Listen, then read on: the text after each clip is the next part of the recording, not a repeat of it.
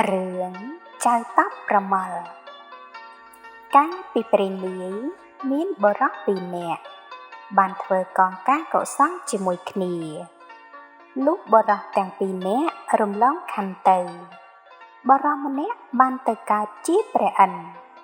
បុរសម្នាក់ទៀតទៅកើតជាបុរសកំសត់មានប្រពន្ធក្រលំបាកណាស់រកស៊ីនេសាទដាក់តែលបយកត្រីជាអំរោះអំរងចិញ្ចឹមជីវិតគ្រាមួយព្រះឥន្ទបានបើកទឹកចក្ខុទតឃើញបុរសនោះវេទនាលំបាកដូច្នោះមានសេចក្តីអាសូរករុណាវេលាយប់ព្រះឥន្ទយកមាស3ដុំទៅដាក់ក្នុងលបបុរសនោះលុះព្រឹកឡើងបុរសនោះទៅលើកលបមើលឃើញមាសមិនស្គាល់ជាមាស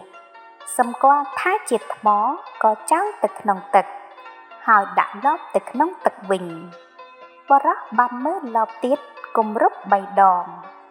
ព្រះឥន្ទយកមាសដាក់ក្នុងលបដូចមុនទៀត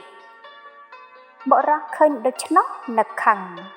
ក៏ចងមាសទាំង3ដុំនោះពន់យកទៅធ្វើជាថ្មជើងក្រានដាំបាយប្រពន្ធបុរសមិនស្គាល់មាស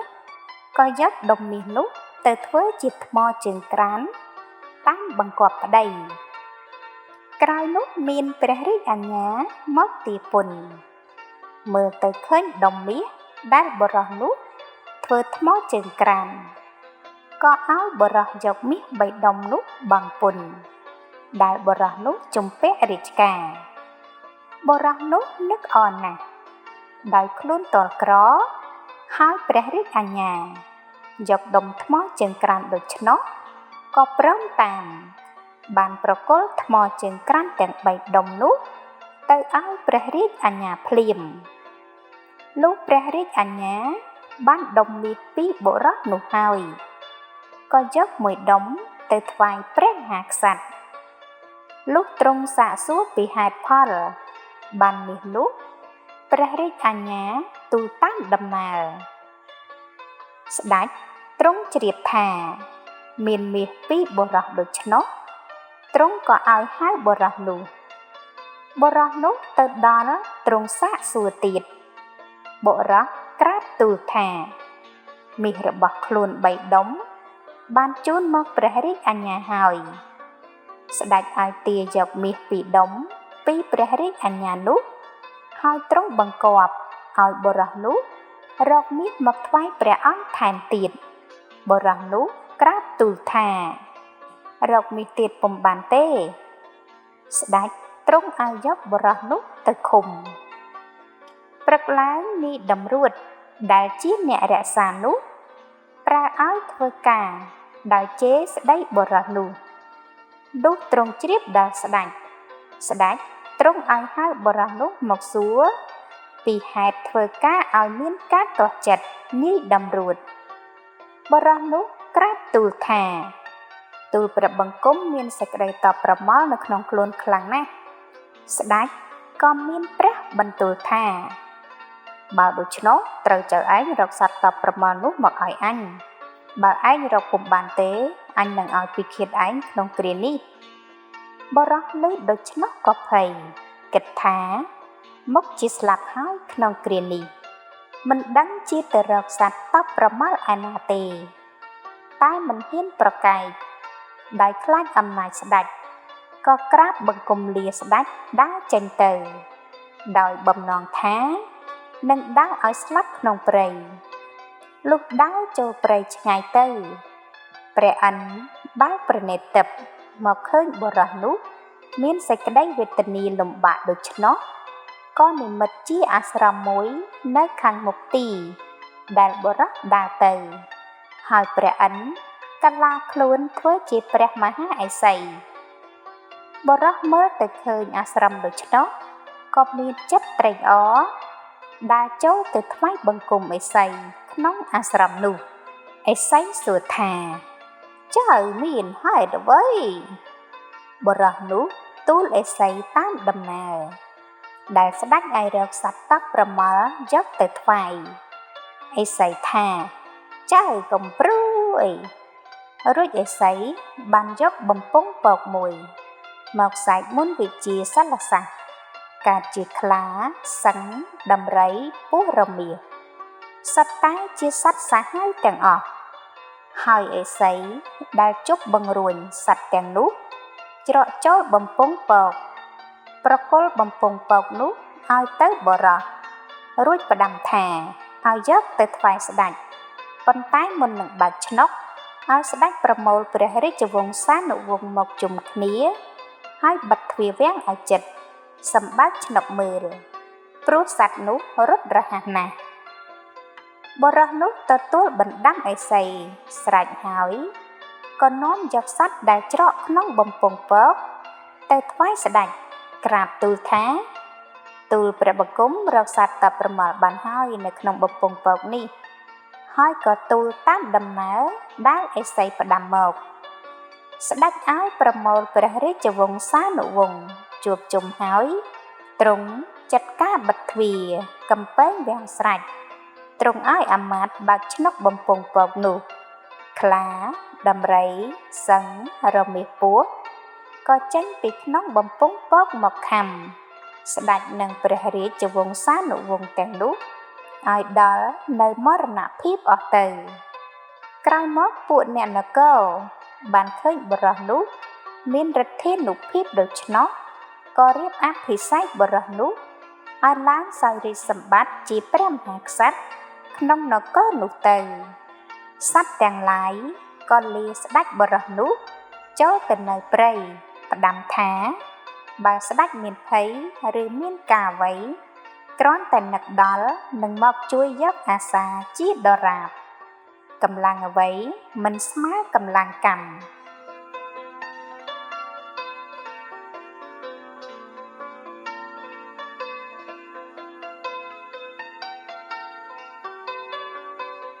រឿងទេវតាសែកសោយកាលពីព្រេងនាយមានមនុស្សកំសត់ពីរនាក់ប្តីប្រពន្ធមានកូនប្រុសមួយកូននោះកើតឡើងវេលាណាមានទេវតាអាក្រក់មកថែរក្សាសែកសោយតាំងពីទេវតាអាក្រក់មកសែកសោយក្មេងនោះឪពុកម្ដាយក៏ស្លាប់ចោលអស់ទៅក្មេងនោះនៅជាមួយនឹងជីដូនក៏ថែរក្សាដរាបដល់អាយុ20ឆ្នាំថ្ងៃមួយក្មេងនោះចូលទៅក្នុងព្រៃដើម្បីរកអុសកំពុងតែកាប់អុសមានទេវតាមួយអង្គទៀតជាទេវតាល្អជួយឲ្យចម្រុងចម្រើនយស័ក្តិភោគសម្បត្តិទេវតានោះនិយាយនឹងទេវតាអាក្រក់ថាតាំងពីអ្នកឯងចូលមករក្សាមនុស្សនោះកាលណាម្ដាយឪពុកគ្នាស្លាប់ចោលអស់ហើយគ្នាក្រលំបាកពន់ពេកហើយថារឹតអ្នកឯងពូកែមែនទេវតាអាក្រក់និយាយតបទៅវិញថាអ្នកជឿថាអំណាចខ្ញុំពូកែទេទេវតាល្អឆ្លើយថាខ្ញុំជឿហើយប៉ុន្តែខ្ញុំសូមរក្សាមនុស្សនេះម្ដងទេវតាអាក្រក់ព្រមបើកអំណាចឲ្យទេវតាល្អថែរក្សាហើយហោះទៅទេវតាបណ្ដាលឲ្យមនុស្សនោះកំពុងតែកាប់អុសក៏ដាក់ដឹងចុះហើយភ្ញាក់ខ្លួនព្រឺតលោកគិតថាអោអញបើអញរស់នៅគ្រាន់អញនឹងរកស៊ីចិញ្ចឹមជីវិតជីដូនអញបើប្រសិនជាអញស្លាប់ទៅតើបានអ្នកណានឹងរកស៊ីចិញ្ចឹមជីដូនអញទៀត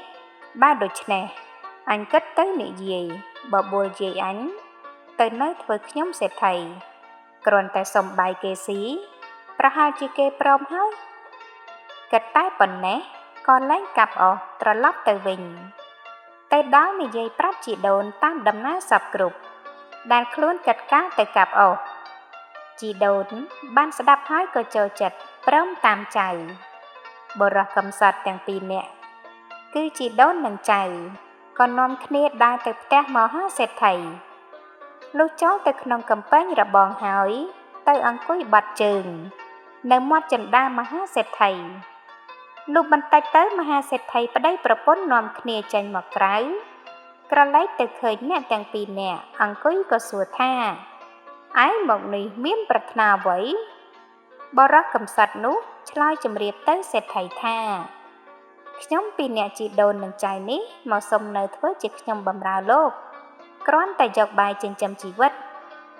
មហាសេដ្ឋីស្ដាប់ហើយឆ្លើយថា ឯងនៅចុះបរិសុទ្ធនោះជំរាបទៅមហាសេដ្ឋីថាសូមលោកមេត្តាឲ្យខ្ញុំនៅបម្រើខាងលើផ្ទះបាយហើយនឹងផ្ទះធំមហាសេដ្ឋីព្រមទើបយាយចាស់នោះសុំគ្រាន់តែដេញមន្ទាកុំឲ្យស៊ីស្រូវកាលណាគេយកស្រូវទៅហាលបុរសនោះខំយកចិត្តទុកដាក់បម្រើសេដ្ឋីមិនឲ្យទាស់ចិត្តបន្តិចសោះមហាសេដ្ឋីមានចិត្តអាណិតស្រឡាញ់រាប់អានលុះយូរទៅប្រមាណជា 3-4 ឆ្នាំបរិសុទ្ធនោះសុំមហាសេដ្ឋីទៅឃ្វាលក្របីវិញដល់ទៅឃ្វាលក្របីផ្លាស់អស់ខ្សែពូចាស់ទាំងប៉ុន្មានជួសជុលក្រោលឲ្យស្អាតល្អឡើងក្របីទាំងអស់ចំនួន100ក្បាល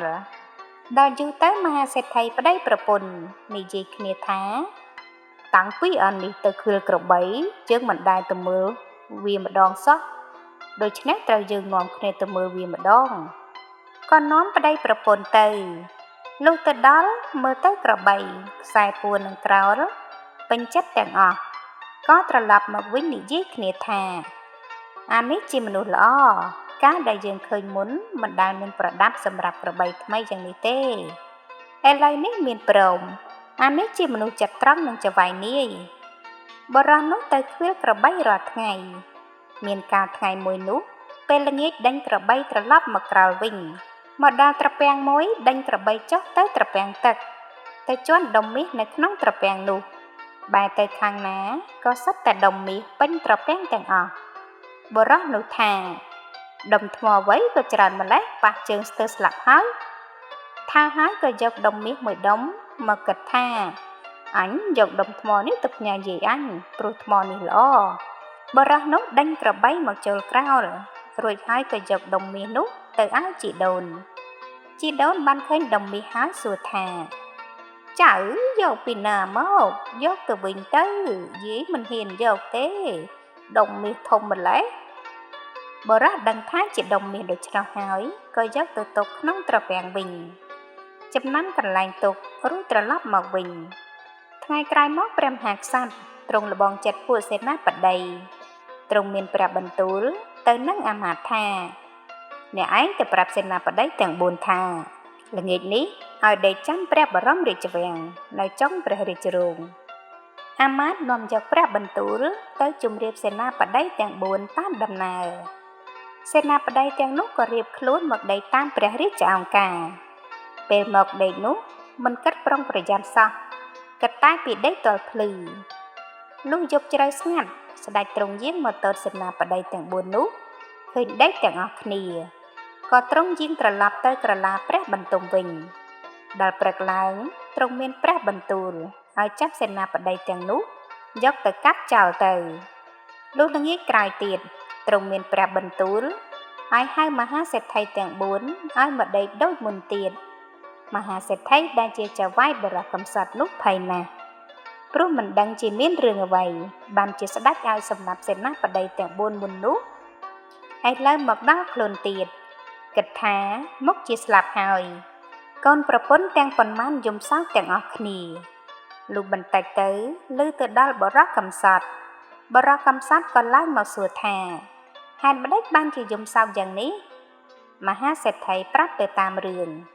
បរិសថាបើដូច្នោះខ្ញុំសូមទៅដេកជំនួសមហាសេដ្ឋីឮដូច្នោះហើយក៏អរណាស់ឲ្យរកសម្ពត់អាវល្អយកមកឲ្យបរិសកំសត់នោះស្លៀកដែលគិតថាមុខជាស្លាប់ហើយលុះបរិសរៀបខ្លួនស្រេចនឹងទៅដេកចាំវាំងជាមួយពួកមហាសេដ្ឋីឯទៀតតែពេលទៅបរិសនោះយកទាំងដៃមួយទៅផងទៅដល់ហើយក៏ដេកពួកមហាសេដ្ឋីឯទៀតគេអង្គុយនិយាយគ្នាលេងលុះដល់យប់ជ្រៅទើបនាំគ្នាដេកអស់ទៅបរិសនោះដឹងថាគេដេកស្ងាត់ក៏ក្រោកឡើងអង្គុយម្នាក់ឯងលុះយប់ជ្រៅស្ងាត់ស្ដេចទ្រង់ចេញមកដូចមុនទៀតមកដល់ចុងព្រះរាជរោងបរិសនោះក្រឡេកឃើញទាញដាវបានដេញកាប់ធ្វើជាកាប់ផុតស្ដេចរត់រួចទៅក្នុងមួយយប់នោះស្ដេចចេញមក3ដងបរិសនោះដេញកាប់3ដងស្ដេចទ្រង់រត់ទៅវិញលុះព្រឹកឡើងស្ដេចទ្រង់មានព្រះបន្ទូលឲ្យចាប់សេដ្ឋីទាំង3នាក់ដែលដេកនោះយកទៅកាប់ចោលហើយទ្រង់មានព្រះបន្ទូលឲ្យហៅបរិសកំសត់នោះទៅ ទ្រង់មានព្រះបន្ទូលសួរបរោះកំសត់ថាឯងជាសេដ្ឋីឈ្មោះអ្វីបរោះកំសត់ក្រាបទូលថាទូលព្រះបង្គំជាខ្ញុំជាកូនមហាសេដ្ឋីឈ្មោះនោះស្ដេចមានព្រះបន្ទូលឲ្យទៅហៅមហាសេដ្ឋីដែលជាចៅហ្វាយបរោះកំសត់នោះមកទ្រង់មានព្រះបន្ទូលសួរថានេះជាកូនអ្នកមែនឬអ្វីមហាសេដ្ឋីក្រាបទូលឆ្លើយទទួលថាកូនមែនស្ដេចមានព្រះបន្ទូលថាបើកូនមហាសេដ្ឋីឯងអញសូមធ្វើជាកូនអញមហាសេដ្ឋីក៏ថ្វាយបរោះនោះទៅស្ដេចហើយក្រាបបង្គំលាទៅផ្ទះវិញស្ដេចមានព្រះរាជបុត្រីមួយព្រះអង្គទ្រង់ក៏រៀបផ្សំផ្គុំនឹងបរោះកំសត់នោះជាប្តីប្រពន្ធទៅហើយអភិសេកឲ្យឡើងសោយរាជ្យយូរទៅស្ដេចបរោះនឹកឃើញទៅដល់មាសដែលនៅក្នុងត្រពាំងក៏ត្រាស់បង្គាប់ទៅមហាសេដ្ឋីឪពុកឲ្យទៅដឹកមាសមកដាក់ឃ្លាំងទុកមានថ្ងៃមួយស្ដេចបរោះនោះចង់ចេញទៅកាន់ចុងព្រះរាជរោងហើយសេនាបតីគាត់ក៏ទៅទូលស្ដេចឪពុកទ្រង់ហាមថាឯងជាតិជារាស្ត្របើចេញទៅត្រូវយកមហេសីទៅផងស្ដេចបរោះទ្រង់យាងចេញទៅកាន់ចុងព្រះរាជរោងជាមួយអគ្គមហេសីពួកនាម៉ឺនទាំងពួងគាត់ត្រៀបត្រាវេលានោះទេវតាអាក្រក់ដែលរក្សាបរោះនោះអំពីដើមត្រឡប់មកវិញក៏ជួបទេវតាល្អហើយនិយាយថាឥឡូវនេះអ្នករក្សាមនុស្សនេះតាំងពីនៅលំបាកតតែបានធ្វើជាស្ដេចថែមទៀតនោះឃើញថាអំណាចអ្នកពូកែមែនបើដូច្នេះអ្នកចេញទៅឲ្យខ្ញុំរក្សាម្ដងទេវតាល្អប្រគល់ស្ដេចកំសត់ឲ្យទៅទេវតាអាក្រក់ហើយហោះទៅពេលនោះមានភ្លៀងផ្គរទេវតាអាក្រក់ក៏បណ្ដាលចិត្តស្ដេចបរោះនោះមួយរំពេចស្ដេចនោះមិនបានគិតលោមានព្រះបន្ទូលចំពោះពួកនាម៉ឺនដែលគាត់ត្រៀបត្រាថាអញលឺផ្គរលាន់ស្រណោះកាលនៅខ្វៀលក្របីពីដើមណាស់គ្រាន់តែប៉ុណ្ណោះមហេសីលឺក៏ស្ទុះទៅរកព្រះបិតាហើយក្រាបទូលថាព្រះវរបិតាមិនគួរឲ្យខ្ញុំម្ចាស់ទៅអាមនុស្សខ្វៀលក្របីនេះសោះខ្ញុំម្ចាស់លែងយកហើយព្រោះវានិយាយចំពោះមុខនាម៉ឺនដែលគាត់ត្រៀបត្រាថាលឺផ្គរលាន់ស្រណោះកាលនៅខ្វៀលក្របីពីដើមខ្ញុំម្ចាស់ខ្មាស់ពួកនាម៉ឺនសពមុខមន្ត្រីណាខ្ញុំម្ចាស់មិនយកជាប្តីទេស្ដេចបិតាឮដូច្នោះក៏ឲ្យចាប់ស្ដេចនោះយកទៅដាក់គុកដាក់គុកបានពាក់កណ្ដាលថ្ងៃទេវតាល្អដែលរក្សាមុននោះត្រឡប់មកវិញហើយនិយាយទៅនឹងទេវតាអាក្រក់ថាអ្នកមានឫទ្ធិណាស់ចូលមករក្សាភ្លាមស្ដេចបរោះបានជាប់គុកភ្លាមដូច្នេះអ្នកអញ្ជើញទៅចុះទុកឲ្យខ្ញុំរក្សាវិញរួចហើយទេវតាល្អក៏បណ្ដាចិត្តស្ដេចបរោះនឹកឃើញភ្លាមថាអញមិនគួរភ្លាត់សម្ដីឲ្យទាល់តែជាប់គុកសោះប៉ុន្តែគ្មានអ្នកណាដឹងថាអញជាប់គុកនៅឡើយទេដូច្នេះអញបង្គាប់ទៅសេដ្ឋីឪពុកអញឲ្យយកមាសដែលមកពីក្នុងត្រពាំងនោះដាំធ្វើជារូបក្របី100ដាក់ជើងពានមាស100យកមកឲ្យអញក្នុងថ្ងៃស្អែកនេះពីព្រឹកគិតតែប៉ុណ្ណោះក៏ប្រើមេគុកឲ្យទៅប្រាប់សេដ្ឋីថាស្ដេចមានព្រះបន្ទូលថាឲ្យយកមាសដាំធ្វើរូបក្របី100ដាក់លើជើងពាន100ហើយយកទៅថ្វាយស្ដេចដល់កន្លែងទ្រង់សេដ្ឋីឮហើយក៏ហៅជាងទាំងពួងឲ្យធ្វើក្នុងមួយយប់ឲ្យហើយលុះព្រឹកឡើងឲ្យខ្ញុំស្រីសេដ្ឋី100នាក់ទូលយកទៅថ្វាយស្ដេចក្នុងព្រះរាជវាំងស្ដេចបិតាក្មេកតតមកឃើញហើយអស់អាមាត្យរត់ទៅមើលអាមាត្យមកក្រាបទូលវិញទ្រង់មានព្រះបន្ទូលហើយហៅអ្នកទូលក្របីនោះមកហើយទ្រង់មានព្រះបន្ទូលថានាងឯងរាល់គ្នាយកក្របីមាសនេះទៅណាស្រីទាំងនោះថាខ្ញុំម្ចាស់យកមកថ្វាយព្រះអង្គស្ដេចទ្រង់ជ្រាបទ្រង់ឲ្យហៅព្រះរាជបុត្រីថាមហេសីស្ដេចកំសត់ឲ្យចេញមកមើលហើយមានព្រះបន្ទូលថាកូនអើយដែលប្តីឯងវាថាស្រណោះការខ្វៀលក្របីនោះមិនមែនក្របីសត្វទេគឺរូបក្របីមាសនេះឯងកូនមើលក្របីនេះចុះណាហើយកូនកុំខឹងនឹងប្តីយកប្តីវិញទៅមានព្រះបន្ទូលតែប៉ុណ្ណោះក៏ទ្រង់ឲ្យទៅដោះស្ដេចបរោះកំសត់មកហើយទ្រង់អភិសេកនឹងនាងជាព្រះរាជបុត្រីឲ្យឡើងសោយរាជ្យសម្បត្តិជាសុខសប្បាយរៀងទៅព្រមទាំងយាយជីដូននៃបរោះនោះផងរិទ្ធនៅទេវតាប្រាជ្ញានៅមនុស្ស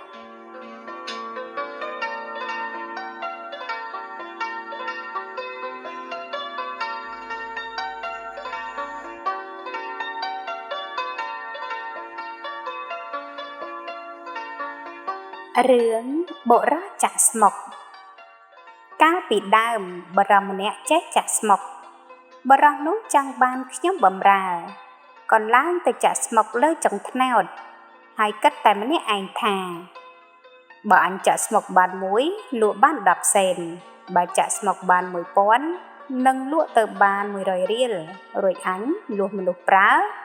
បើប្រើមិនបានដូចចិត្តអញនឹងធាក់វាយវាបរិសនោះមិនគ្រាន់តែគិតក្នុងចិត្តក៏យាដៃលើកទាំងជើងធាក់ធៀងត្នោតក៏របូតខ្លួនធ្លាក់ពីលើចុងត្នោតតែបានដៃប្រវាចាប់ស្លឹកត្នោតជាប់ទាន់ក៏នៅតែតោកដូចជាគេព្យួរគ្រានោះមានត្រមាក់ដំរីម្នាក់ជិះដំរីមកចិត្តនោះបរិសនោះស្រែកថាបើនរណាជួយដាក់ខ្ញុំពីចុងត្នោតបានខ្ញុំសុខចិត្តចូលទៅបម្រើលោកអស់មួយជីវិតត្រមាក់ដំរីឮហើយមានចិត្តត្រេកអរបរដំរីចូលទៅដល់ក្រោមដើមត្នោតឈរលើខ្នងដំរីតាមជើងបរិសនោះជាប់ដូចជាអង្រួនខ្នងដំរីនោះដំរីក៏ដើរទៅត្រមាក់ដំរីក៏ព្យួរជាមួយនឹងបរិសនោះគ្រានោះមានមនុស្សទំពេក4នាក់ដើរស្វែងរកមនុស្សទៅបម្រើប្រពន្ធគ្រប់គ្នាលុះដើរទៅដល់ក្រោមដើមត្នោតនោះត្រមាក់ដំរីនិងបរិសចាក់ស្មុកស្រែកថាបើលោកអ្នកណាជួយខ្ញុំឲ្យបានរួចពីចុងត្នោតនេះខ្ញុំទាំងពីរនាក់សុខចិត្តនៅបម្រើលោកអស់មួយជីវិតទំពេកទាំង4នាក់នោះឮហើយត្រេកអរណាស់គិតថាបានដោយសេចក្តីប្រាថ្នាក៏ស្រែកថាយើងទាំង4នាក់នឹងជួយអ្នកឲ្យរួចទំពេកទាំង4ឈរក្រោមដើមត្នោតយកសំពត់ចងកខ្វែងទល់មុខគ្នាជា4ជ្រុងហើយស្រែកប្រាប់ទៅបរិសចាក់ស្មុកនិងត្រមាក់ដំរីថាចូលអ្នកទាំងពីរនាក់ទម្លាក់ខ្លួនទៅលើចុងត្នោតមកចុះបរិសចាក់ស្មុកនិងត្រមាក់ដំរីទម្លាក់ខ្លួនទាំងពីរនាក់មកលើសំពត់ដែលបរិសទំពេក4នាក់ចងនោះដូចជាគេទាញសំពត់ជាប់នឹងទំពេកទាំង4ជិលក្បាលគ្នាស្លាប់ទាំង4នាក់ទៅឯត្រមាក់ដំរីនិងបរិសចាក់ស្មុកឃើញទំពេកទាំង4នាក់ស្លាប់ដូច្នោះភ័យណាស់ទៅនិយាយនឹងយាយចាស់ម្នាក់ថាបើនិយាយគិតដូចម្ដេចឲ្យបានសុខយើងទាំងពីរនាក់នឹងនៅបម្រើយាយទាល់អស់ជីវិតយាយចាស់មានចិត្តត្រេកអរដោយប្តីខ្លួនទៅកាប់ចំការឯព្រៃហើយនិយាយថាបើដូច្នោះអ្នកទៅយកខ្មោចទាំង4នោះមកដាក់ក្នុងផ្ទះចងរុំឲ្យស្រេចរួចយាយចាស់ឲ្យយកខ្មោចមួយចេញពីផ្ទះមកគាត់ស្រែកយំអ្នកស្រុកសួរគាត់ប្រាប់ថាប្តីគាត់ស្លាប់អ្នកស្រុកក៏ជួយយកខ្មោចនោះទៅដុតយាយចាស់ប្រាប់ថាសូមអ្នកទាំងអស់ដុតធ្វើឲ្យល្អត្បិតប្តីខ្ញុំគាត់ស្រឡាញ់ខ្ញុំណាស់កាលដែលគាត់នៅរស់លុះគេយកខ្មោចមួយទៅដុតហើយយាយចាស់ស្រែកថាប្តីគាត់ទៅផ្ទះទៀតហើយអ្នកស្រុកក៏យកទៅដុតទៀតលុះដុតទៅគម្រប់4លើកទៅឃើញតាចាស់ប្តីយាយនោះចេញមកពីព្រៃចំការមានខ្លួននោះប្រឡាក់សុទ្ធតែធ្យូងពួកអ្នកស្រុកឃើញក៏នាំគ្នាដេញចាប់តានោះយកទៅដុតទាំងរស់ឲ្យស្លាប់ទៅរយូងដូចសម្លកំពឹស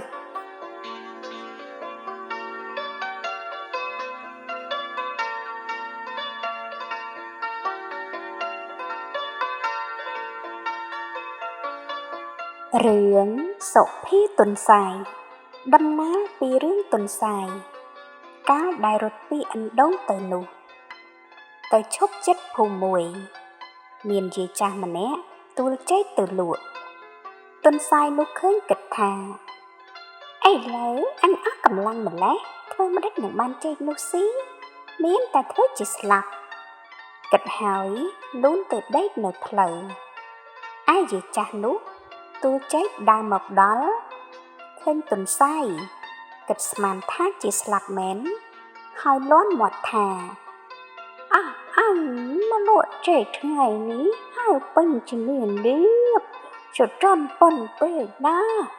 អញនឹងយកទុនសាយនេះទៅស្លស៊ីបានម្ដងហើយក៏លើកទុនសាយនោះដាក់ក្នុងដៃដើរទៅឯទុនសាយកាលបើយាយចាស់ដាក់ទៅលើល្អីចេកហើយក៏បកស៊ីលុះយាយចាស់នោះទៅដល់ផ្ទះគេហៅទិញចេក គាត់ដាក់កញ្ជើចេកពីលើក្បាលមកទុនសាយវាលោតចោលទៅមើលទៅចេកនៅសល់តែសម្បកយាយចាស់នោះថាម៉ែអាទុនសាយនេះវារត់ទៅតាអញស្មានថាវាងាប់ចេកនោះ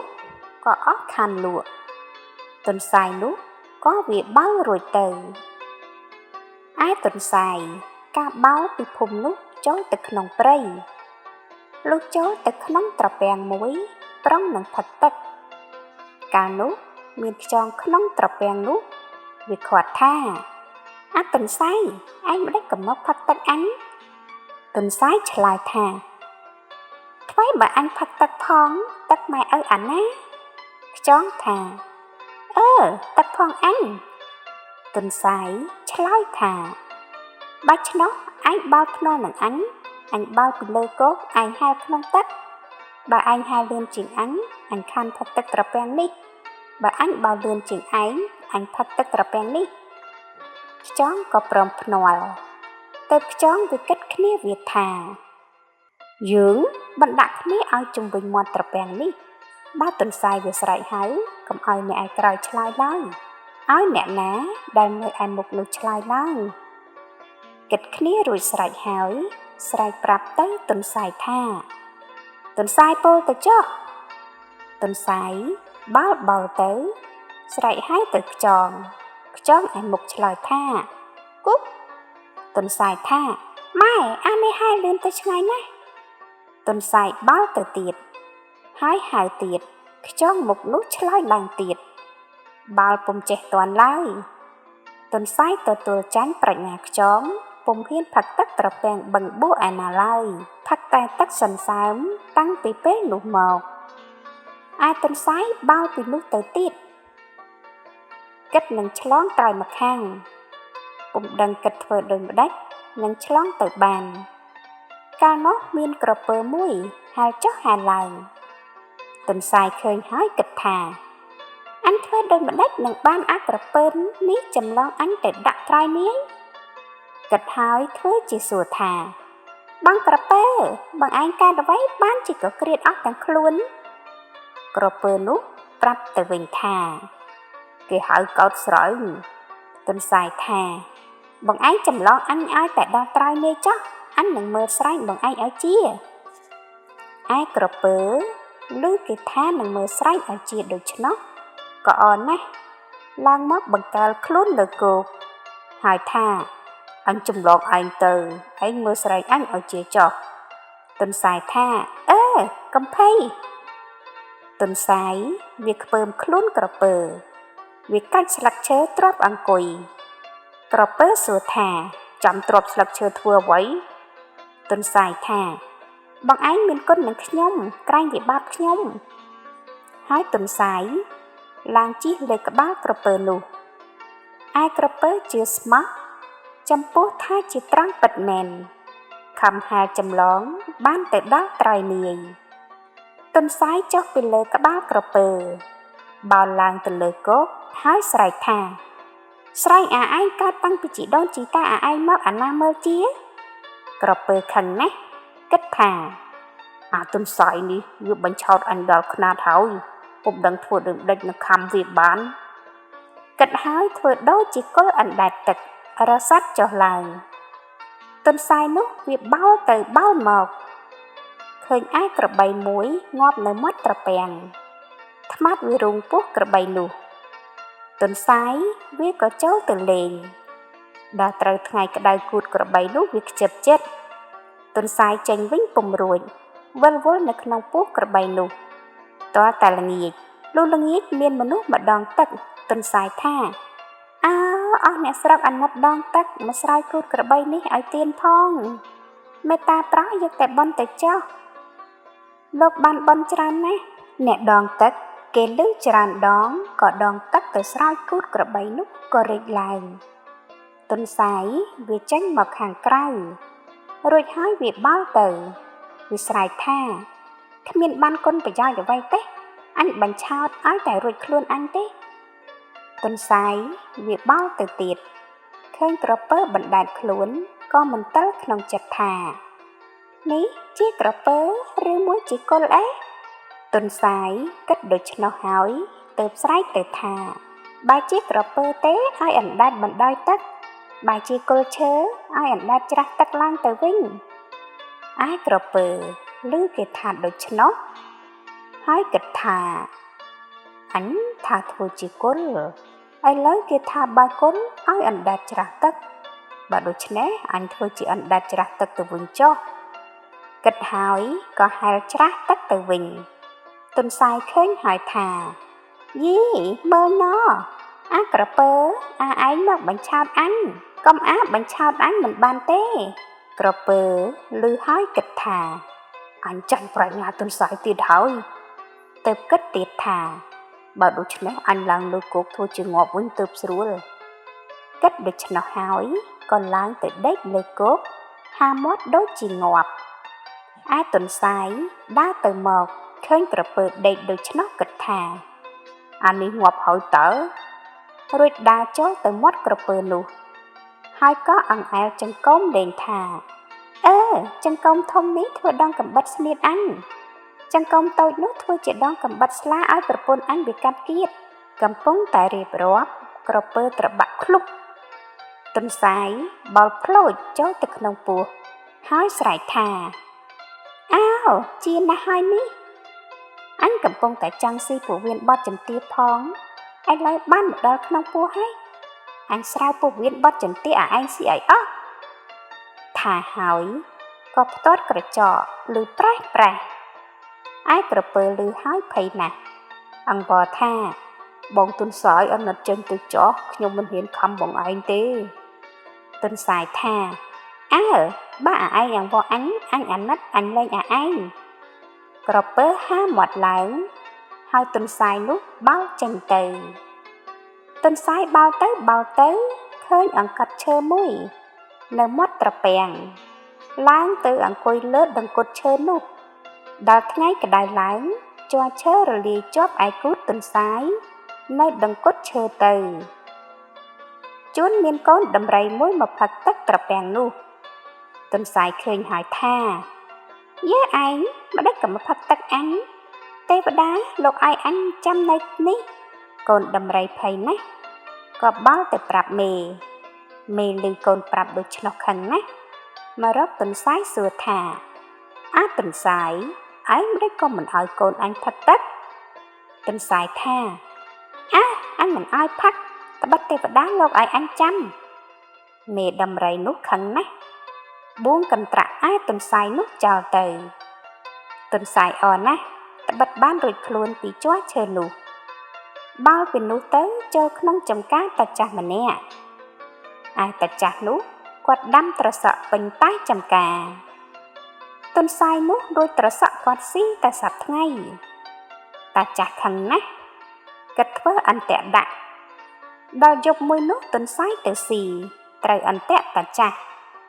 ទុនសាយភ័យណាស់ក្រែងតាចាស់មកទាន់ពេលនោះមានគញ្គក់មួយលោតចុះលោតឡើងទុនសាយឃើញហើយអរណាស់ក៏ធ្វើជាសួរថាបងគញ្គក់បងឯងកើតអ្វីគញ្គក់ប្រាប់ទៅវិញថាខ្ញុំកើតស្រែងទុនសាយនិយាយថាអ្នកបងឯងដោះអន្ទាក់ឲ្យខ្ញុំនឹងធានាមើលស្រែងបងឯងឲ្យជាកុំឲ្យបងឯងព្រួយចិត្តគញ្គក់ឮទុនសាយថាមើលស្រែងឲ្យជាក៏អរណាស់ខំដោះអន្ទាក់ឲ្យតតែរួចទុនសាយបានរួចពីអន្ទាក់ហើយក៏និយាយថាស្រែងពីជីដូនជីតាមើលអាណាមើលជាគញ្គក់ខាងណាស់ខំលោតដេញតាមទុនសាយក៏មិនបានតាន់ឡើយពីនេះនឹងនិយាយពីតាចាស់គាត់ភ្ញាក់ឡើងពីព្រឹករៀបវិចស្លាម្លូរួចហើយគាត់ដើរជាប្រញាប់ទៅរកមើលចំការត្រសក់គាត់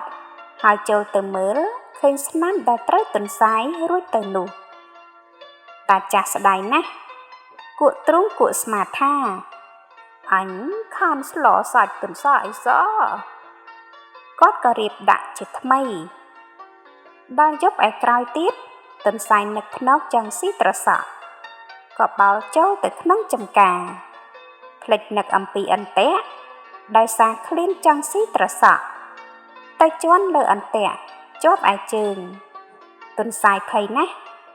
មិនដឹងគិតធ្វើដូចម្ដេចនឹងបានរួចពីអន្ទាក់ឯសត្វគីងគក់ឃើញទុនសាយជាប់អន្ទាក់ក៏អន់ណាស់លោតឡើងទះដៃផ្ដន់ទាថាឯងធ្លាប់តែបញ្ឆោតអញឥឡូវនេះមកជាប់អន្ទាក់ក្រញ៉ានធ្វើមុខភ្លឺភ្លឺដូចជាមុខខ្មោចនៅណានឹងជួយឯងទៀតឯទុនសាយលើគីងគក់ផ្ទាន់ផ្ចាញ់ផ្ទាល់នឹកខឹងក្នុងចិត្តណាស់ប៉ុន្តែជាសត្វមានប្រាជ្ញាធ្វើជាមិនខឹងនិយាយលួងលោមគីងគក់ថាពីមុនខ្ញុំបញ្ឆោតបងឯងពីព្រោះខ្ញុំតចំណេះមិនចេះថ្នាំមើលស្រែបងឯងម្ដងនេះខ្ញុំនិយាយប្រកាសប្រជាមែនតែនត្បិតខ្ញុំឃើញកូនក្រមុំគេល្អណាស់មកកំផ្លាំងថ្ពាល់បំផុសដោយផ្កាកុលាបខ្ញុំនឹងតែដណ្ដឹងឲ្យបងឯងកំព្រួយចិត្តត្បិតខ្ញុំបាននិយាយម្ដងរួចហើយថាគេនឹងឲ្យជាប្រពន្ធបងឯងជួយដោះខ្ញុំឲ្យរួចចេញពីអន្ទាក់ម្ដងនេះខ្ញុំតែដណ្ដឹងឲ្យកំព្រួយចិត្តគីងគក់ហេតុតែជាសត្វឆ្កួតនឹងស្រីបានឮទុនសាយនិយាយពីកូនក្រមុំគេដូច្នោះអន់ណាស់អត់មិនបានញញឹមញញែមមកកន្លេះកន្លោញពីចង់បានកូនក្រមុំគេហើយនិយាយថាបងទុនសាយឯងនិយាយឲ្យមែនតែនកុំបញ្ឆោតខ្ញុំដូចពីមុនទៀតទុនសាយឆ្លើយថាទេបញ្ឆោតអីច្រើនដងម្លេះពីមុនវាតចំណេះខ្ញុំទេបានជាខ្ញុំកុហកម្ដងនេះងាយទេត្បិតនៅស្រុកអង្គរមានកូនក្រមុំច្រើនណាស់ទោះបីខ្ញុំមិនទៅបងឯងទៅដណ្ដឹងខ្លួនឯងក៏គេឲ្យដែរត្បិតឥឡូវក្រមុំថោកណាស់ក្រមុំ10មួយស្លឹង3បានជាមានពាក្យគេច្រៀងជាប់ដល់សប្តាហ៍ថ្ងៃថាក្រមុំ10មួយស្លឹងដោយសារឃើញគីងគក់ហែទឹកទៅយកប្រពន្ធស្រុកអង្គរគីងគក់ក៏ដោះអន្ទាក់ឲ្យទុនសាយទៀតទុនសាយបានរួចពីអន្ទាក់ហើយក៏ស្ទុះលោតផ្លោតបោទៅហើយថាគីងគក់ឯងស្រែងក៏ក្រៀតណាស់នរណាគេនឹងឲ្យកូនក្រមុំគេអញបញ្ឆោតឯងទេឯគីងគក់ឮទុនសាយថាត់ដូច្នោះខឹងណាស់ចង់តែបោកខ្លួនឲ្យស្លាប់នឹងភ្លឺស្រែប៉ុន្តែមកគិតមានអ្នកក្នុងចិត្តចង់បានកូនក្រមុំស្រុកអង្គរហើយក៏ទៅសួរជួបនឹងសត្វកំពូលអាចសួរថាបងគីងគក់ទៅណាគីងគក់ប្រាប់ថាខ្ញុំទៅរកប្រពន្ធនៅស្រុកអង្គរសត្វកំពូលអាចថាបងឯងទៅដល់ឬថ្មនេះទៅហើយគីងគក់នោះហេតុតែចង់បានប្រពន្ធពេកក៏ប្រាប់ទៅកំពូលអាចថាខ្ញុំទៅហើយខ្ញុំត្រឡប់មកស៊ីបាយព្រឹកវិញគីងគក់ឃើញកំពូលអាចធ្វើងុំក៏សួរថាបងឯងធ្វើអ្វីកំពូលអាចប្រាប់ថាខ្ញុំក្រឡឹងដុំរទេះគីងគក់សួរថាឯងធ្វើដុំរទេះអ្វីខ្លីដល់ម្លេះកំពូលអាចឆ្លើយថាមិនខ្លីទេខ្ញុំគិតនឹងកាត់ឲ្យបានជា2កំណាត់ផងឲ្យគ្រប់មួយសម្រាប់តែម្ដងបានជាកំពូលអាចថាដូច្នេះនេះឲ្យតនប្រាជ្ញាដែលគីងគក់និយាយចំហថាត្រឡប់មកស៊ីបាយព្រឹកវិញគីងគក់ក៏ហែលទឹកពីស្រុកទន្លេធំគិតទៅយកប្រពន្ធពីស្រុកអង្គរបើជួបនឹងសត្វឯណាគេសួរសុទ្ធតែប្រាប់គេថាទៅយកប្រពន្ធឯស្រុកអង្គរលុះជួបនឹងត្រីទីពោវាក៏ត្របាក់ស៊ីលេបទៅតអំពីនេះនឹងនិយាយអំពីទុនសាយកាលរួចពីអន្ទាក់តាចាស់នោះហើយក៏បោលទៅពោលនឹងគុំរពាក់មួយពេលនោះមានខ្លាមួយមកឃើញទុនសាយពោលនៅគុំរពាក់នោះវាក៏លបមកចង់ខំទុនសាយស៊ីឯទុនសាយដឹងថាខ្លាលបចង់ខំស៊ីខ្លួនហើយធ្វើជាក្រហមថាអញស៊ីដំរី5មិនស្កំផ្ទៃ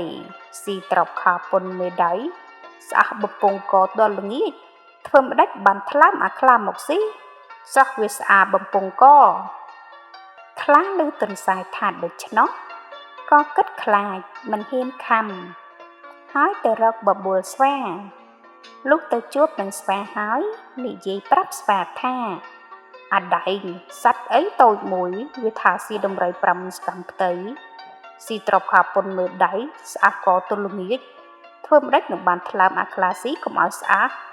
ខ្ញុំឮដូច្នោះហើយខ្ញុំក៏ភ័យខ្លាចណាស់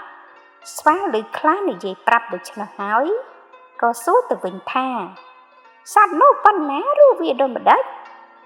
ខ្លាប្រាប់ទៅស្វាថាសត្វនោះតូចប៉ុនក៏ដៃខ្ញុំហើយមានស្លឹកត្រចៀកវែងកន្ទុយខ្លីស្វាឆ្លើយថាអាវនេះគេហៅសត្វទន្សាយអានេះវាចំហណាស់បងឯងកុំខ្លាចវា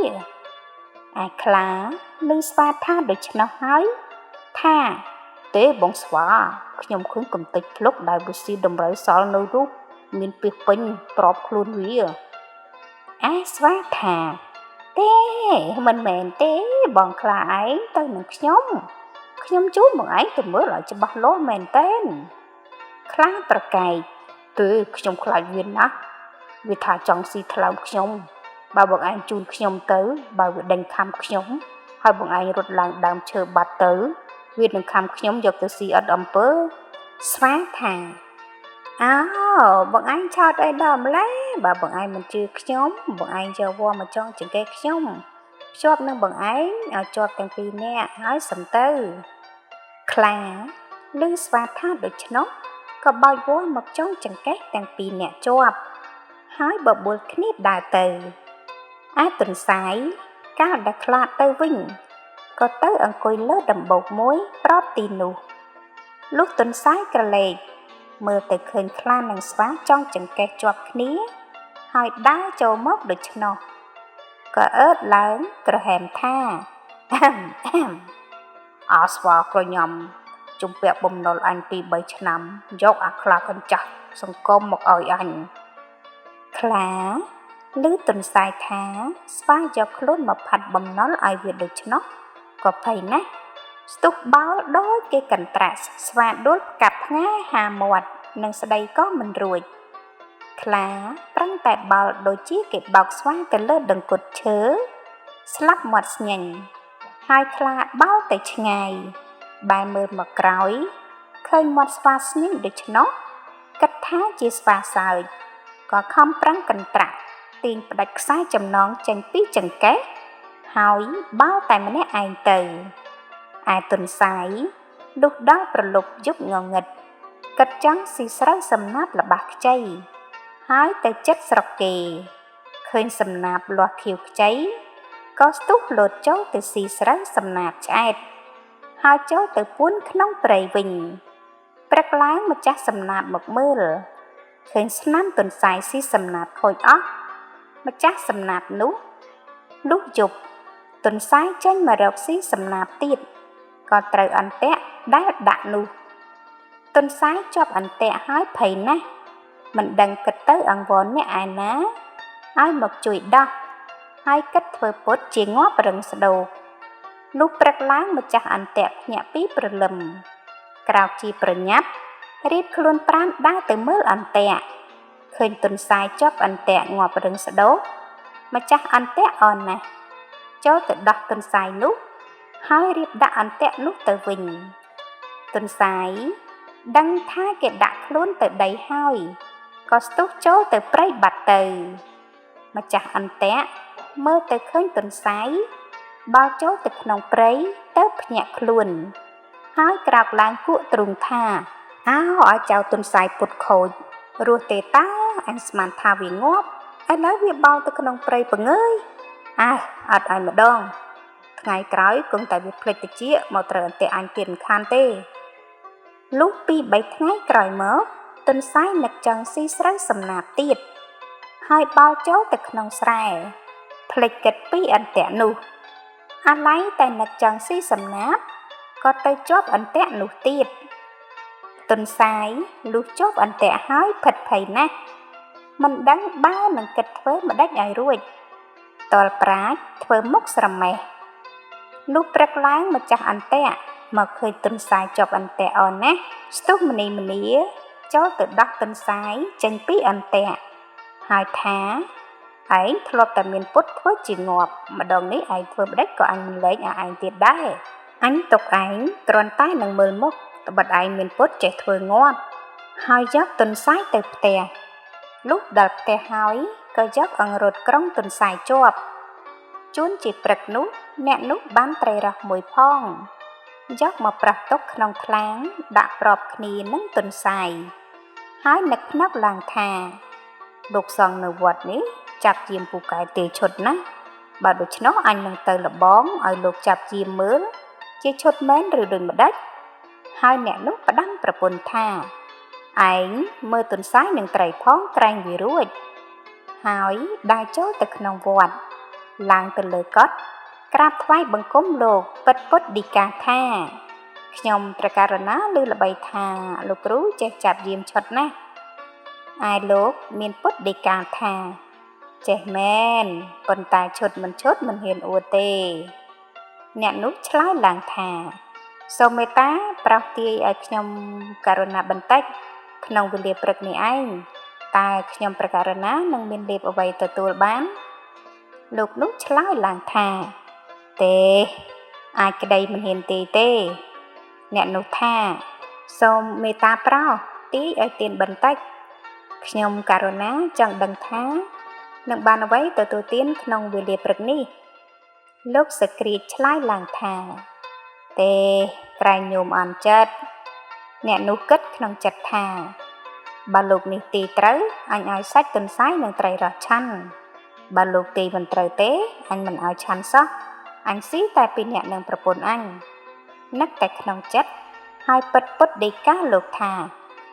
ទេខ្ញុំករុណាមិនអន់ចិត្តទេលោកក៏យកតម្រាមកមើលហើយទីថាញោមគ្មានលៀបអ្វីទេអ្នកនោះលាលោកត្រឡប់មកផ្ទះវិញហើយនឹកថាលោកនេះចាប់យាមមិនឈុតទេអញគិតស្មានក្រែងលោកទីត្រូវនឹងប្រគេនសម្លលោកឆាន់ឥឡូវនេះលោកទីមិនត្រូវដូច្នេះអញស៊ីតែពីអ្នកនឹងប្រពន្ធអញ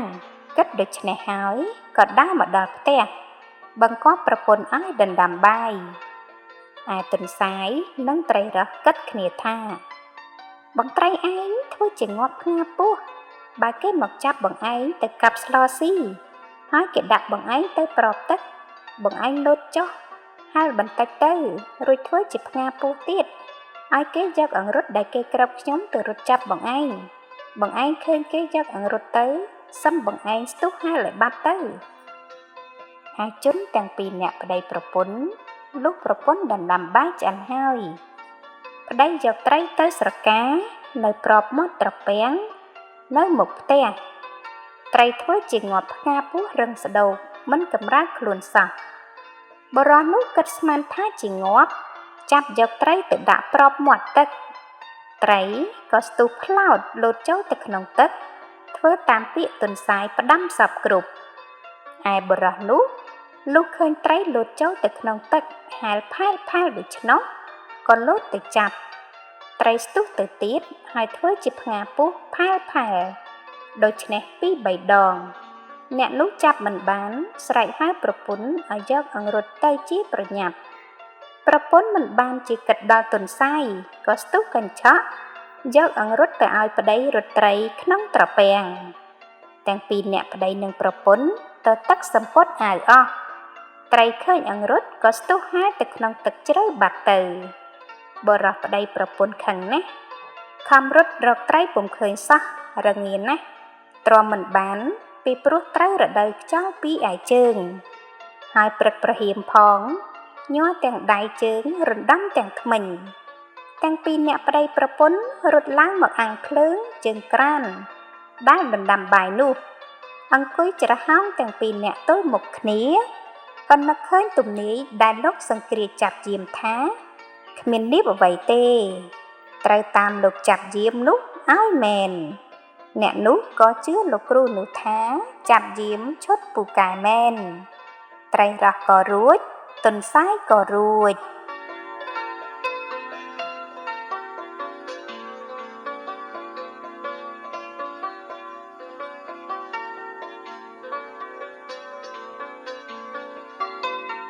រឿងអាប៉ាំងនាងតេងក្នុងសម័យមួយនោះជារដូវស្រូវទុំ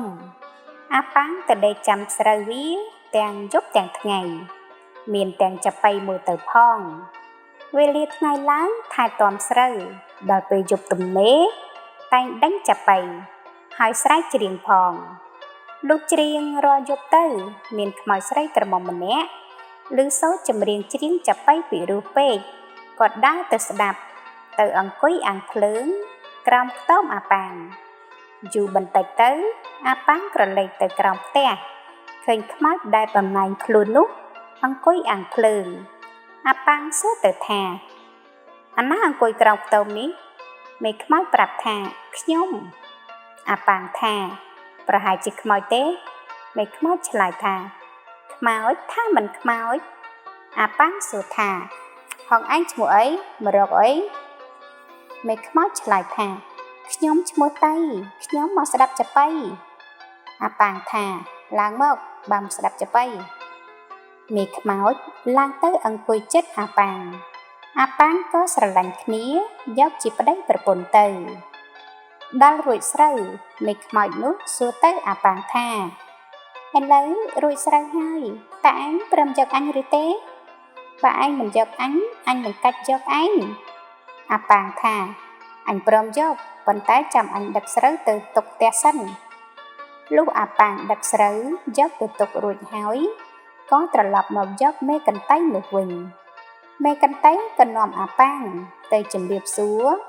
ពួកបងប្អូនខ្មោចទាំងប៉ុន្មានរួចក៏នៅជាមួយគ្នាទៅប្រហែលជាង1ខែពួកខ្មោចទាំងប៉ុន្មានបបួលគ្នាព្រមទាំងអាប៉ាងឲ្យទៅរកបាញ់សត្វមកធ្វើជាអាហារអាប៉ាងក៏ទៅជាមួយនឹងពួកខ្មោចនោះលុះទៅដល់កណ្ដាលព្រៃដើមត្រថុកដែលខ្មោចទាំងពួងសម្គាល់ថា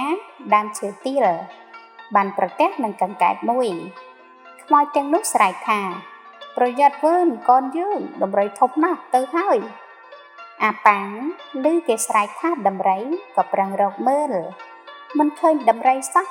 ឃើញតែកង្កែបលោតមកត្រង់មុខអាប៉ាងក៏ចាប់ដាក់ក្នុងថ្នាក់សម្ពុតទៅខ្មោចអស់នោះចេះតែស្រែកថាប្រយ័ត្នវើយដំរីស្ដោមួយធំណាស់ហើយស្រែកសួរអាប៉ាងថាឃើញដំរីឬទេអាប៉ាងស្រែកថាមិនឃើញទេពួកខ្មោចក៏នាំគ្នាដើរមកជិតអាប៉ាងហើយថាទៅអាប៉ាងទៅផ្ទះយើងរកសត្វមិនបានទេអាប៉ាងថាអញបានកង្កែបមួយខ្មោចទាំងនោះសួរទៅអាប៉ាងថាយ៉ាងដូចម្ដេចអាប៉ាងកង្កែបនោះឯងចែកឲ្យយើងរាល់គ្នាស៊ីផងអាប៉ាងយកកង្កែបចេញពីថ្នាក់ហើយបង្ហាញទៅពួកខ្មោចនោះខ្មោចអស់នោះឃើញក៏នាំគ្នារត់ព្រោងព្រាតអស់ទៅហើយមានវាចាថាទុកប្តីមួយកន្ទៃឲ្យនៅមិនបានទេព្រោះវាខ្លាំងពូកែណាស់វាហ៊ានចាប់ដំរីយកទៅដាក់ក្នុងថ្នាក់វាបើដូច្នោះយើងឲ្យអាប៉ាងនេះនៅមិនបានទេឲ្យវាទៅវិញទៅអាប៉ាងក៏បានរួចខ្លួនហើយត្រឡប់ទៅផ្ទះវិញល្ងងមើលតែខ្មោច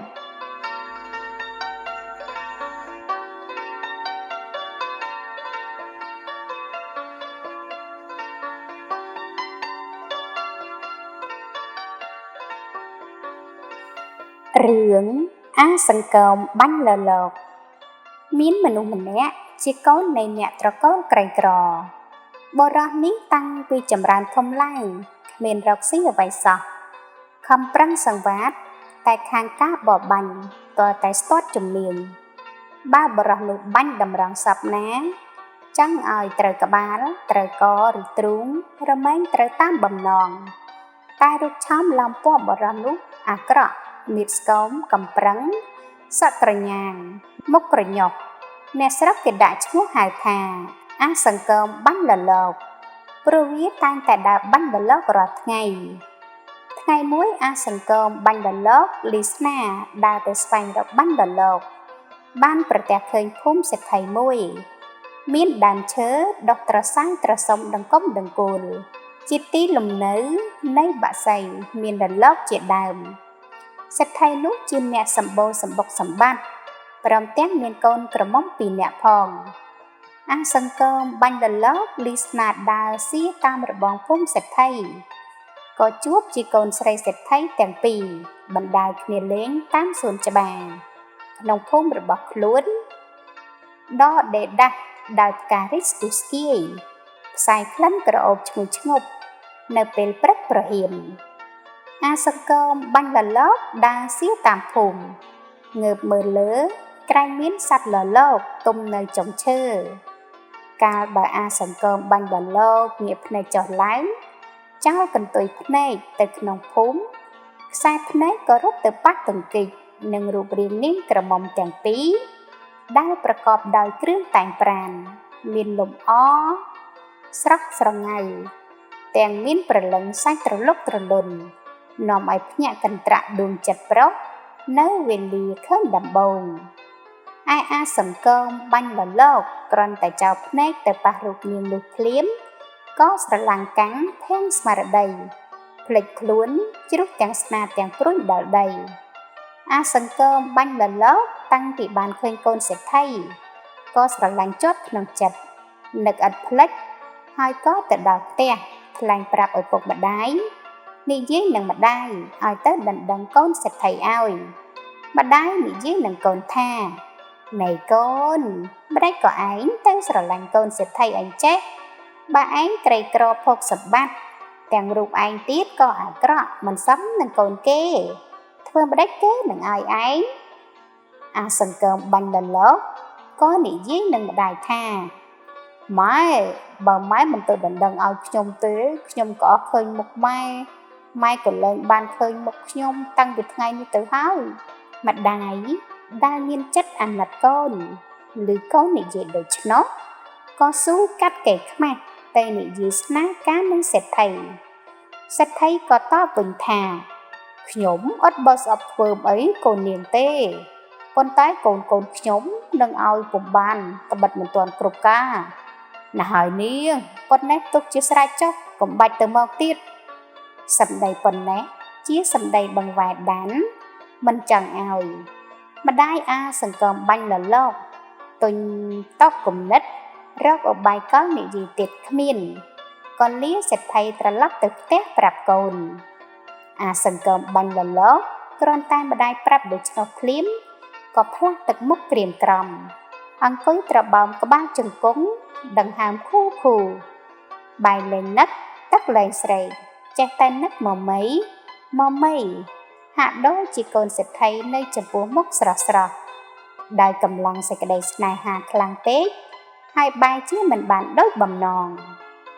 នៅវេលាដែលអាសង្កមបាញ់លលកចូលដេកក៏ចូលទៅទាំងនឹកអាឡ័យទៅជាមើស្រែកច្រៀងទាំងយប់ថាឆោមអើយឆោមឆាតទាំងទីប្រានធ្វើម្ដេចនឹងបានមកគៀកកោយឲ្យដូចជាពុកនឹងខ្នល់ខ្នើយបើម្លេះទៅហើយអស់សង្ឃឹមអាសង្កមបាញ់លលកទុកជាដឹងថាគេលែងឲ្យហើយដូច្នោះលុះព្រឹកឡើងក៏នៅតែលឺស្នានឹងស្ទីបំពង់ព្រួញ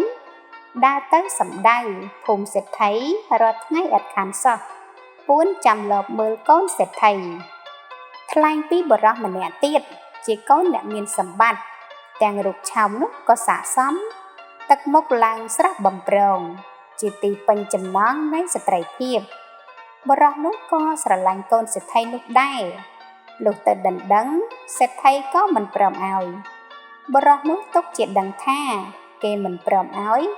ក៏នៅតែលបមើលកូនសេដ្ឋីរាល់ថ្ងៃជួនជាពេលមួយ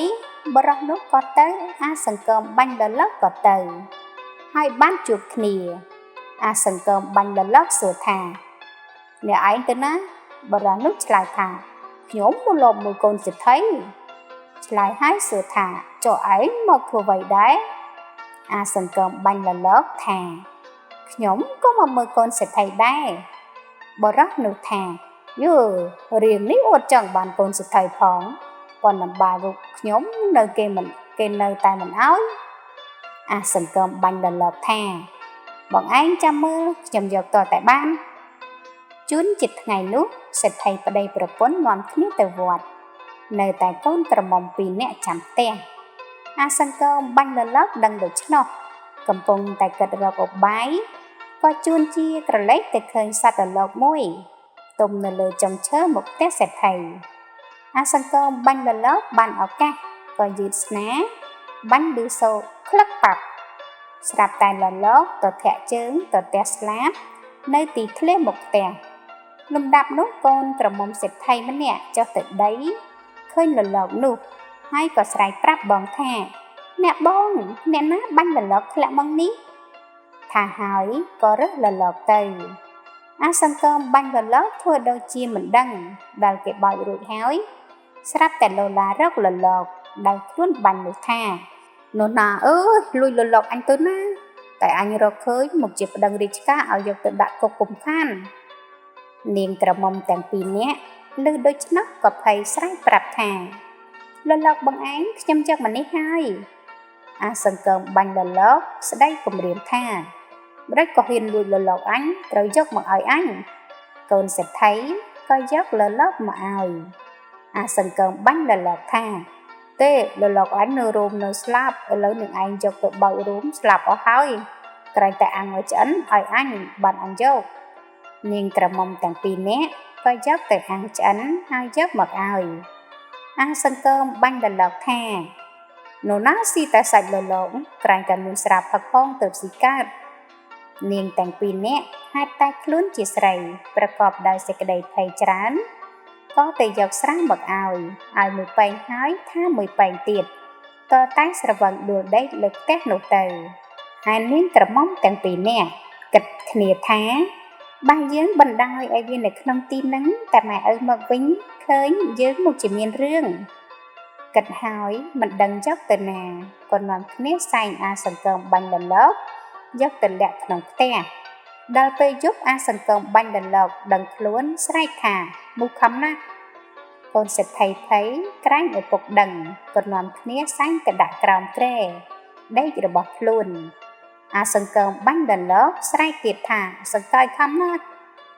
នាងទាំងពីរនាក់ក៏លើកមកឲ្យដេកលើគ្រែក្នុងវង់ជាមួយដោយគិតថាវាស្រវឹងស្រាងនឹងធ្វើអ្វីពេលនោះអាសង្គមបាញ់លលោកបានឱកាសក៏តាំងលូកប្រឡែងស្ទាបអង្អែលដោយសេចក្តីស្រឡាញ់ដរាបដល់បានរួមដំណេកជាមួយនឹងនាងក្រមុំទាំងពីរនាក់នោះទៅចេះដប់មិនស្មានប្រសពមួយ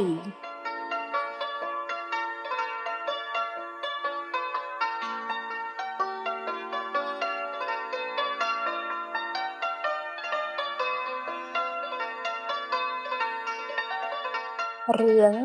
បុរសដណ្ដឹងប្រពន្ធកាលពីព្រេងនាយមានបុរសម្នាក់ចង់បានប្រពន្ធតែដណ្ដឹងកូនគេម្នាក់ម្ដាយឪពុកគេថាបើចង់បានកូនយើងជាប្រពន្ធលុះតែឲ្យយើងចងត្រាំទឹកឲ្យបាន3យប់ទើបយើងឲ្យកូនបានបុរសនោះក៏ព្រមឲ្យគេចងត្រាំទឹកដល់ត្រាំទឹកបាន2យប់បុរសនោះឃើញភ្លើងឆេះលើកំពូលភ្នំក៏លើកដៃឡើងអាំងលេងគេមើលមកឃើញគេថាបុរសនោះអាំងភ្លើងគេមិនឲ្យកូនគេជាប្រពន្ធឡើយបុរសនោះខឹងណាស់ទៅប្តឹងចៅក្រមឲ្យទៅកោះម្ដាយឪពុកខាងស្រីនោះមកជំនុំជម្រះចៅក្រមយកសំណូកពីអ្នកចុងក្តីក៏កាត់ថាចៅឯងត្រូវចាញ់គេហើយមិនត្រូវបានកូនគេទេបើដូច្នេះចៅឯងទៅរៀបបាយមកឲ្យយើងស៊ីចៅនោះឮចៅក្រមកាត់ថាមិនត្រូវបានកូនគេជាប្រពន្ធហើយគេប្រើទៅរៀបបាយឲ្យគេស៊ីផងក៏តូចចិត្តណាស់ដើរបណ្ដើរយំបណ្ដើរទៅប្រទះនឹងសុភាទុនសាយសួរថាថ្មីបងក៏បានជាយំបុរសនោះប្រាប់តាមដំណើរសពគ្រប់ប្រការសុភាទុនសាយសួរថាគេឲ្យបងឯងទៅណាបុរសនោះថាឥឡូវគេប្រើឲ្យទៅរៀបបាយសុភាទុនសាយថាបងរៀបរួចមកយកអញទៅផងអញទៅជួយជំនុំឯងតែអញទៅមកជាឈ្នះហើយបើបងឯងរៀបបាយមកស្លកំដាក់អំបិលប្រហុកដាក់ក្បែរខាងនោះស្លតែត្រីនិងបន្លែហើយបុរសនោះឮសុភាទុនសាយអួតដូច្នោះក៏អរណាស់ខំទៅរៀបបាយដោយបង្គាប់សុភាទុនសាយហើយក៏យកមកជូនគេពីរនាក់នឹងសុភាទុនសាយទៅដល់ចៅក្រមឃើញសុភាទុនសាយមកក៏សួរថាបងទុនសាយមករកអ្វី សុភាទន្សាយថាមកជួយជំនុំក្តីលោកចៅក្រមថាចាំស៊ីបាយរួចសិនឯចៅក្រមដល់ស៊ីបាយនោះទៅសួរថាឆ្លោអ្វីក៏សាបម្លេះសុភាទន្សាយឆ្លើយឡើងថាភ្លើងឆេះនៅកំពូលភ្នំថាក្តៅដល់ចុះអំបិលប្រហុកដាក់ក្បែរនោះម្ដេចក៏បានជាមិនប្រៃដល់សុភាទន្សាយឆ្លើយតែប៉ុណ្ណោះចៅក្រមតូនប្រាជ្ញាទៅកាត់សេចក្តីឲ្យបុរសនោះឈ្នះឲ្យបានប្រពន្ធបុរសនោះចេះឯងឲ្យក្រែងចេះគេ